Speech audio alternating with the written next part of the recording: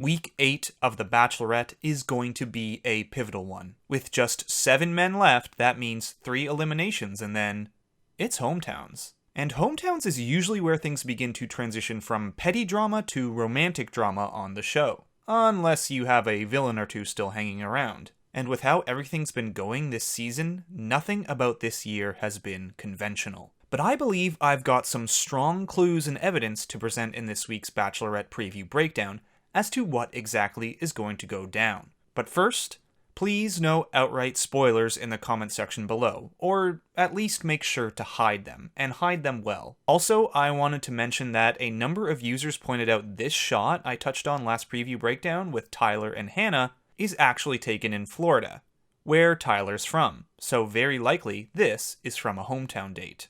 And if you haven't seen the preview yet, I'll leave a link to the full uninterrupted video in the description below, and you can follow along with me. Okay? Let's start this thing. We are in the Netherlands, and I'm falling for multiple guys in totally different ways. I'm crazy about you.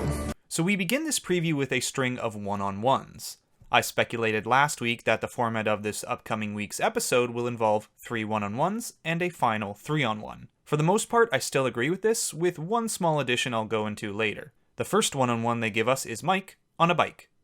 And then Hannah and Jed on a little riverboat. They also show us this shot with Peter, which you might think means he too gets a one-on-one, but this is actually from the 3-on-1 or whatever it ends up being group date. I have no doubt in my mind that we can take the world on together and make it ours. Tyler here getting his one-on-one. You can be certain he'll be getting a rose this episode, and we'll be seeing his hometown. Hometowns will be interesting because, well, we'll get to see the origin stories of all these guys, like Luke, for example. And also, is all of Tyler's family so low-key and chill, or is he the black sheep of the family? Don't look at me like that. These are the things I need to know, okay? I love you. I'm buzzing off of nothing but that moment. How could I not be more confident? She's fallen in love with me for sure. So more individual shots that feel like they could be from one-on-ones.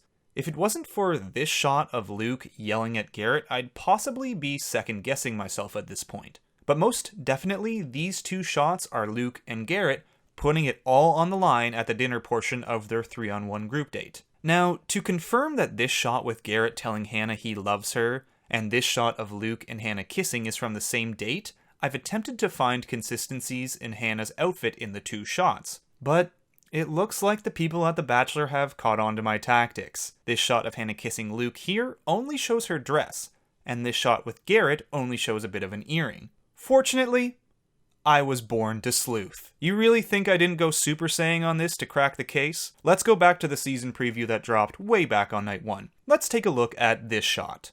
Wanna kiss me? Yes. I'm completely madly in love with her. Bada boom. A different angle from the same moment of Luke and Hannah kissing, and for a split second here, we get an earring. Let's now take it back to Garrett saying I love you. I love you. I'm buzzing. Okay, pause. We get a look at Hannah's earring once more. And if you're thinking, those are different colors. Here it's dark and here it's bright. I get you, but that's all due to lighting. They're the same piece of jewelry. Check out the formation of the earring. Line, circle, circle. Look back at this one. Line, circle, circle.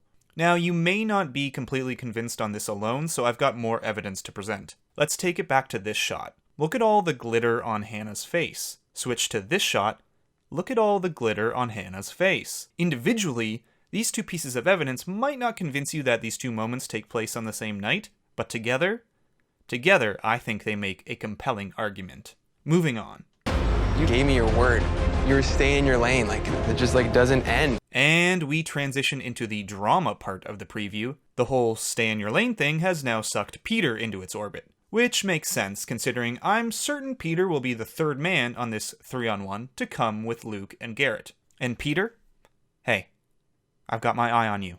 You know why. One wrong move and the video is uploaded. Back to the preview. So earlier we got a shot of Peter that I said was definitely not from a one-on-one, and this shot confirms why. Luke is in his same yelling at Garrett outfit in this shot with Peter, which means it's all from the same date. I hope you're happy, man. He's gone, so guess what? One less of us. Simple math. You're right. Now there's 5 guys that can't stand you.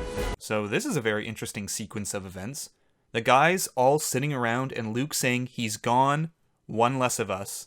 Then Tyler saying now there's 5 guys that can't stand you. 5 guys who can't stand Luke means 6 guys total, not 7. Meaning someone has just either been eliminated by Hannah on a one-on-one or for whatever reason, or they've gone home on their own accord. Which does happen at this point in the season. Never Been Kissed Heather, for example, saw the writing on the wall with Colton and left before he could dump her. Now, I've been toying with this idea that the 3-on-1 is actually a 4-on-1, much like this date on the last season of The Bachelor with Heather here. 4 women start on the date, Heather goes home, then it's a 3-on-1 with Cassie, Hannah G, and Kirpa, which Hannah G quickly gets a rose on, and then it's like your classic 2-on-1 scenario with Cassie and Kirpa. They could be doing the same thing this upcoming episode, which would make the 4-on-1 Garrett, Luke, Peter, and Connor. Connor goes home quickly, just like Heather, either by elimination or his own accord. Then Peter quickly gets a rose a la Hannah G, and the classic 2-on-1 scenario is between Garrett and Luke, a rivalry they've been building for weeks. The only problem I have with that is, where's the footage of Connor? He's like disappeared. So part of me wonders if Luke is saying this person who's gone is actually Connor, who gets eliminated early in the episode. The only other theory I have is that Luke is talking about Mike here. As I've speculated in the last preview, I believe there's strong evidence to suggest Mike doesn't get a rose on his one-on-one. The driving force of this theory is that, as Luke says, it's simple math. Simple math. There are only 4 hometown slots. If Luke and Peter get a rose on this 3 or 4-on-1, and Jed and Tyler get roses on their one-on-ones, there's just no room for poor Mike. So I have to assume his one-on-one ends in no rose. This shot of all the guys talking about someone leaving could be from the shot they always take of the dude who comes in and takes the luggage away, revealing to all those left that the person on the one-on-one didn't get a rose. This would also mean that them cutting to Mike here during this segment would be a fake out to try and throw us off from this. When he's faced with something that's confronting him, the guy explodes. I don't care what you said to her. I've been nothing but truthful with Hannah. And you are not gonna mess it up. Garrett and Luke coming to a head, a rivalry they've been planning for weeks. There's a reason every guy in the house has been at odds with Luke, but it always seems to be Garrett who gets the vast majority of screen time arguing with him, because the editors have been setting us up for this moment. Garrett versus Luke. 2 men, 1 rose, 1 hometown date on the line. I don't know what to do. I've never been surrounded by like so much fighting, and I'm scared.